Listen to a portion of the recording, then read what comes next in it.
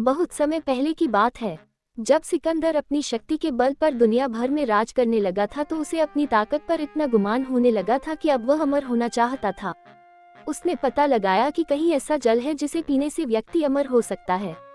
देश दुनिया में भटकने के बाद आखिरकार सिकंदर ने उस जगह को खोज लिया जहां पर उसे अमृत प्राप्त हो सकता था। वह एक पुरानी गुफा थी जहां पर कोई आता जाता नहीं था। देखने में वह बहुत डरावनी लग रही थी, लेकिन सिकंदर ने एक जोर की सांस ली और गुफा में प्रवेश कर गया। वहां पर उसने देखा कि गुफा के अंदर एक अमृत का झरना बह रहा है। उसने जल पीने के लिए हाथ बढ़ाया ही था कि एक कौवे की आवाज आई। कौवा गुफा के अंदर ही बैठा था। कौवा जोर से बोला, ठहर, रुक जा, ये भूल मत करना। सिकंदर ने कौवे की तरफ देखा। वह बड़ी ही दयनीय अवस्था में था। पंख झड़ गए थे, पंजे गिर गए थे, वह अंधा भी हो गया था। बस कंकाल मात्र ही शेष रह गया था। सिकंदर ने कहा, तू कौन होता है मुझे रोकने वाला?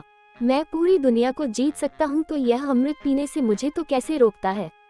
तब कौवे ने आंखों से आंसू टपकाते हुए बोला कि मैं भी अमृत की तलाश में इस गुफा में आया था और मैंने जल्दबाजी में अमृत पी लिया। अब मैं कभी मर नहीं सकता, पर अब मैं मरना चाहता हूँ लेकिन मर नहीं सकता। देख लो मेरी हालत। कौवे की बात सुनकर सिकंदर देर तक सोचता रहा।